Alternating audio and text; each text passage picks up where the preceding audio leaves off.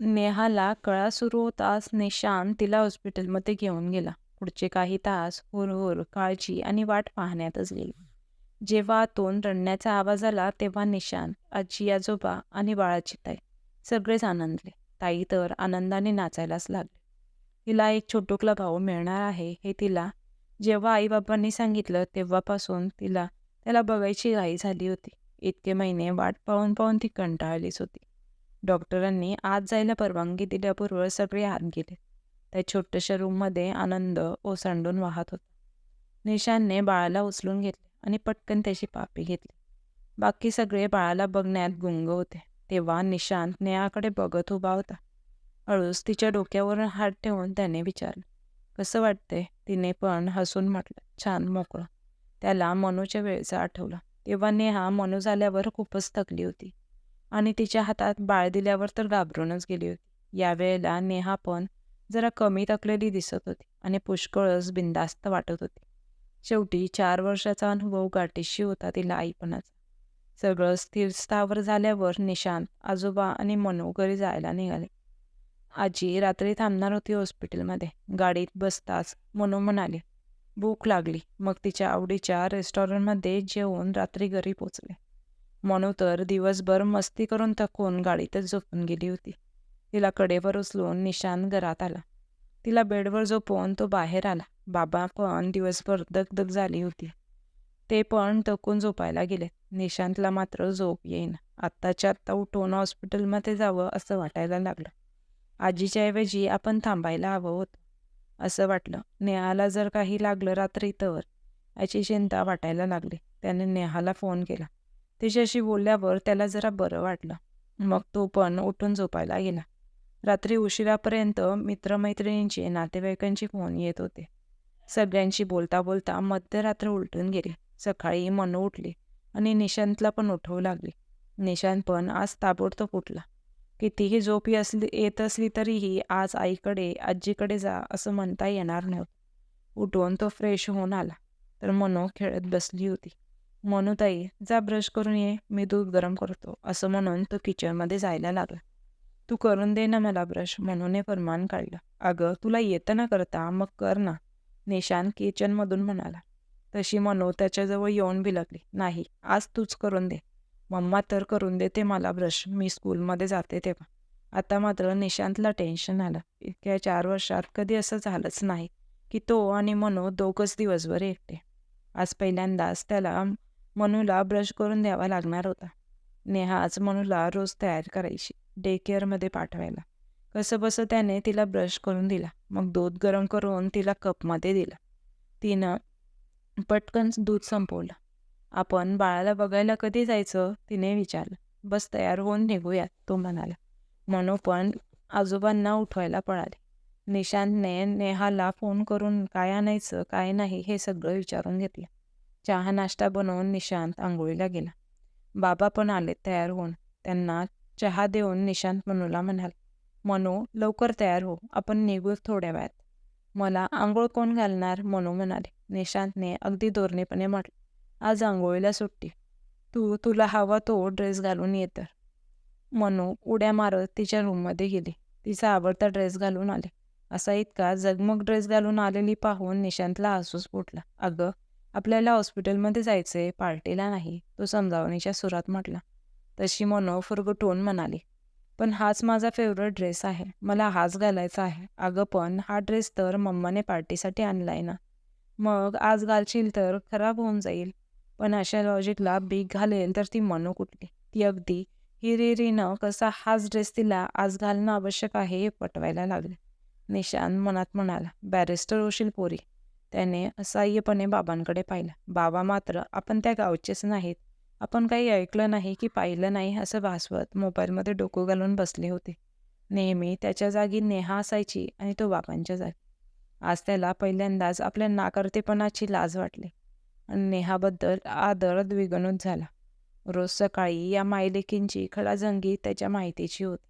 पण तो नेहमी नेहालाच जाऊ दे ना, लहान आहे ती, करू दे तिला जे करायचं ते, हेच ऐकवायचं, अगदी आणीबाणीच्या परिस्थिती आली तरी. आज पण त्याने हात टेकलेत. मनू आनंदाने शूज घालायला पळाले. हे महाभारत झाल्यावर बाबा म्हणाले, "अरे, मनूला काही खायला दे ना. तिला भूक लागली असेल." मनू पण लगेच पॅनकेक पॅनकेक ओरडायला लागले. निशांतने गुपचूप पॅनकेक बनवायला घेतला. गरमागरम पॅनकेक बनवून मनूला खायला दिले. तिने लगेचच चॉकलेट सिरप मागून घेतलं. मी टाकणार म्हणत ती बरी मोठी सिरपची बाटली हातात घेतली आणि अख्खी उपटी धरली. तिला काही समजायच्या आत सगळं सिरप अंगावर, कपड्यावर सांडलं.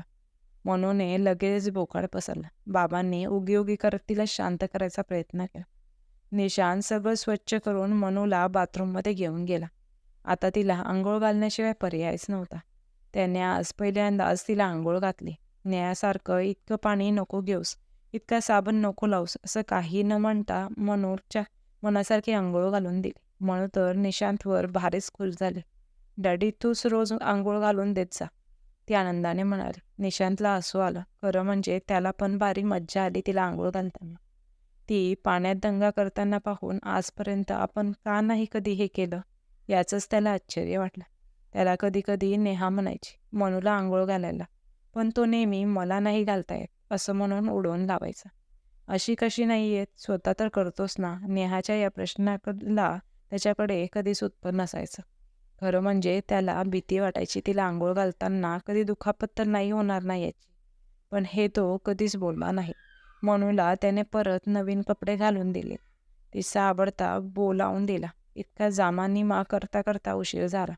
हॉस्पिटलमध्ये पोचल्यावर त्याने बाळाला उचलून घेतलं. बराच वेळ तो आणि मनू बाळासोबत खेळत होते. नाईलाजानेच उठून तो आईला घरी सोडायला गेला. आई पण थकली होती. रात्रभर बाळ रडत होतं.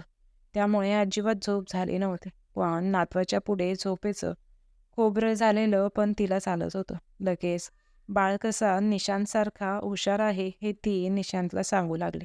"अगं आई, तो फक्त रडत होता रात्रभर. त्यात त्याची हुशारी कशी कळाली तुला?" निशांत हसत म्हणाला. "न कळायला काय झालं? बाळाचे पाय पाळण्यात दिसतात." आई म्हणाली. "आई-वडिलांचे आजी आजोबा झाले की नातवांपुढे लॉजिक वगैरे गुंडाळून ठेवतात. हे त्याने मनूच्या वेळेस पाहिलं होतं. ती पहिलीच नात असल्याने विशेष कौतुक होतं तिचं." आईने आंघोळ केली तोपर्यंत निशांत जेवण घेऊन आला. थोडं आईसाठी ठेवून बाकी बाबांसाठी त्याने डब्यात भरून घेतलं. मग परत हॉस्पिटलला गेला. नेहा आणि बाळ झोपलं होतं. त्याने बाबांना डबा दिला. नेहाला तर हॉस्पिटलमध्येच जेवण मिळत होतं. मनू कंटाळली होती. दोघंही झोपले असल्याने तिला मुळीच दंगा करता येत नव्हता. निशांत आल्यावर तिला हायसं वाटलं. "डॅडी, मला बोर होतंय," खुसखुसत म्हणाले. मग निशांत तिला बाहेर घेऊन गेला. समोरच दुकान होतं. तिथे जाऊन त्याने नेहासाठी कार्ड घेतलं. तिच्या आवडीची फुलं घेतलीत. बाळासाठी फुगे घेतलेत. "बाळासाठी चॉकलेट घ्यायचे का?" मनूने विचारलं. "अगं, बाळाला दात कुठे आहेत चॉकलेट खायला? बाळ फक्त दूध पितो बेटा." हसू आवरत निशांत म्हणाला. "ओ हो, खरंच?" मनू म्हणाली. "पण आपण तुझ्यासाठी चॉकलेट देऊ शकतो." "माझ्यासाठी?" मनू आश्चर्याने म्हणाली. "हो, तू ताई झालीस ना आता, म्हणून तुझ्यासाठी गिफ्ट. मी आणू का?" मनू आनंदाने उड्या मारू लागली. निशांतने हो म्हणताच मनू चॉकलेट्स आणायला पळाली. हातात महावीर इतके चॉकलेट्स पाहून निशांत हसायला. मनूने निशांतला सगळे चॉकलेट्स दिलेत. "डॅडी, हे माझ्यासाठी आणि हे तुझ्यासाठी, मम्मासाठी आणि हे आजीबाबांसाठी," तिने डिक्लेअर केलं. निशांतला मनापासून कौतुक वाटलं. असं सगळ्यांसाठी आणायला ही कधी शिकली? इतकी मोठी झाली सुद्धा आणि आपल्याला तर कळलंच नाही. त्याने पटकन तिला उचलून तिची पापी घेतली. त्याने सगळं सामान घेतलं आणि मनूला जेवायला घेऊन गेला. तिची आवडती डिश ऑर्डर केली. आज पहिल्यांदाच तो मनूला एकटं जेवायला घेऊन आला होता. तिची आवडती डिश मिळाल्यावर तिला चवीचवीने खाताना पाहून त्याला हसू येत होतं. दर घासाला यम्मी यम्मी म्हणत ती खात होती. आपल्या लेकीला इतकं पोट भरून जेवताना पाहून समाधानाने भरपूर टीप ठेवली. वापस आले तोपर्यंत नेहा उठली होती. बाळ एकदा दूध पिऊन परत झोपलं होतं. बाबा त्याची वाट पाहत होते. त्याने बाबांना आणि मनूला घरी सोडलं. पुन्हा हॉस्पिटलला आला. कालपासून त्याला आणि नेहाला बोलायलाच वेळ नव्हता मिळाला. आता दोघंच रूममध्ये होते. "कशी आहेस? झोप झाली का थोडी तरी?" त्याने विचारलं. "छे रे," नेहा वैतागून म्हणाली. "मॅडम, आता तर पुढचे 4-5 महिने झोपायला नाही मिळणार आपल्याला," निशांत हसत म्हणाला. "मनू कशी राहिली? रात्री त्रास दिला का तिने सकाळी?" सकाळपासून जे जे झालं ते सगळं निशांतने सांगितलं. नेहाला तर हसूच येत होतं. मनू खूपच समजूतदार झाली आहे. एकदम मोठी झाल्यासारखी वाटते. सगळं आपल्या हातांनी करते. निशान कौतुकाने म्हणाला. तेवढ्यात बाळराजे उठले. निशान पटकन उठून बाळाजवळ गेला. त्याचं डायपर पाहिलं. ओलं वाटलं. त्याने डायपर चेंज केलं. त्याला नेहाजवळ देऊन हात धुवून आला. नेहा त्याच्याकडे बघत राहिली. निशान, तुला डायपर चेंज करता येतं? ती अविश्वासाने म्हणाली. येत नाही, पण तुला पाहिलंय ना करताना मनूच्या वेळेस. ते काही रॉकेट सायन्स नाहीये, तो हसत म्हणाला. नेहा अजूनही डोळे मोठे करून बघत होती. बघ नेहा, मनूच्या वेळेस मी जास्त हँड्स ऑन डॅड नव्हतो. शक्यतोवर मी जबाबदारी घेत नव्हतो. शिवाय तू पण वर्षभर घरीच होतीस, त्यामुळे निभावून गेलं. पण आज मला जाणवलं की मी किती काही मिस केलं. मनू बघता बघता मोठी झाली. तिला आता वर्षभराने आपली गरज पण नाही राहणार रोजची कामं करायला. मला आता यावेळेस असं नाही होऊ द्यायचं. नेहा प्रसन्नपणे असली. गोड धक्काच होता तिच्यासाठी. इतक्या गडबडीत तो नेहाचं गिफ्ट द्यायलाच विसरला होता. तो गाडीतून सगळं सामान घेऊन आला. नेहाला कार्ड आणि फुलं दिलेत. मनूने घेतलेले सगळे चॉकलेट्स त्याच्याकडेच राहिले होते. एक नेहाला देऊन त्याने स्वतः घेतलं. आज ते लेकीने दिलेले चॉकलेट त्याला जास्तच गोड वाटत होतं. मित्रांनो, ही होती आपली आजची कथा. कथा कशी वाटली कमेंट करून नक्की सांगा. आवडल्यास लाईक, शेअर, सबस्क्राईब करायला विसरू नका. तुमचा किमती वेळ दिल्याबद्दल धन्यवाद.